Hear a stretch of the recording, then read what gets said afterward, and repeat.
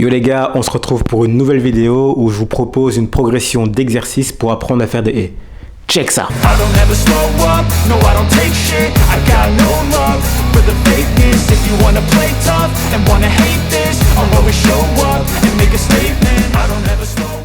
Alors merci à Yann qui sera notre modèle du jour. Pour ceux qui ne la connaissent pas, c'est une coureuse de haies qui s'entraîne aux États-Unis.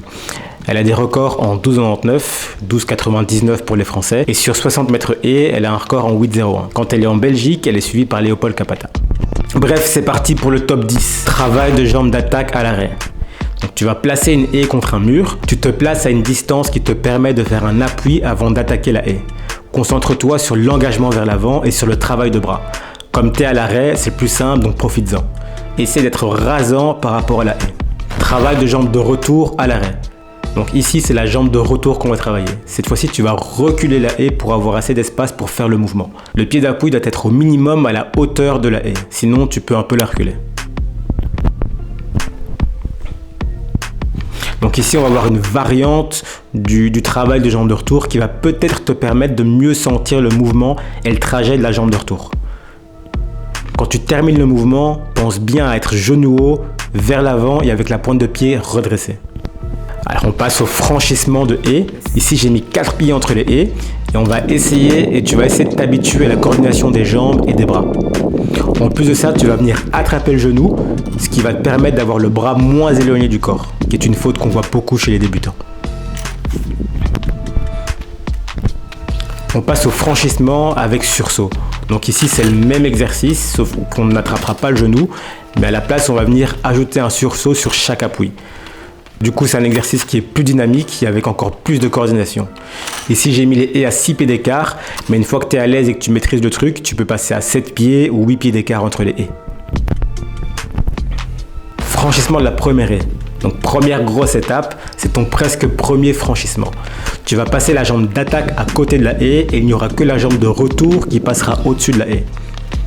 Au début, tu vas attaquer ta haie de près, donc tu vas franchir ta haie en allant un peu trop vers le haut, ce qui est normal, mais au fur et à mesure, tu vas essayer d'attaquer de plus en plus loin et d'aller de plus en plus vers l'avant. Ensuite, on va faire la même chose avec 2 haies, puis 3 haies et ensuite 4 haies, avec 2 appuis.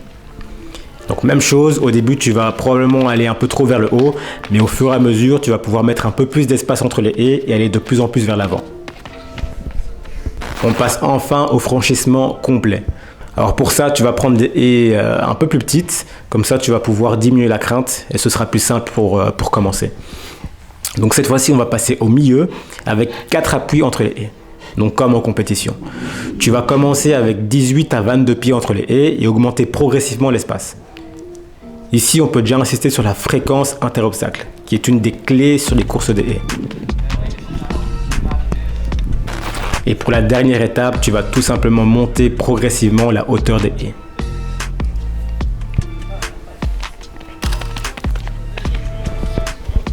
Alors dans ton apprentissage, tu vas donc jouer avec la hauteur et la distance des haies pour te rapprocher des distances et hauteurs de compétition.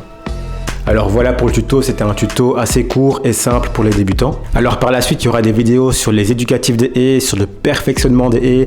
On ira même voir à l'entraînement d'une athlète de haut niveau, donc restez branchés et abonnez-vous pour ne rien rater. Si jamais tu as kiffé la vidéo, lâche un petit like, c'est gratuit et ça m'aide énormément. Si jamais tu as des questions, la zone de commentaires est là pour ça. Si tu as d'autres idées pour des vidéos, tu peux m'en faire part en commentaire et nous on se capte dans une prochaine vidéo.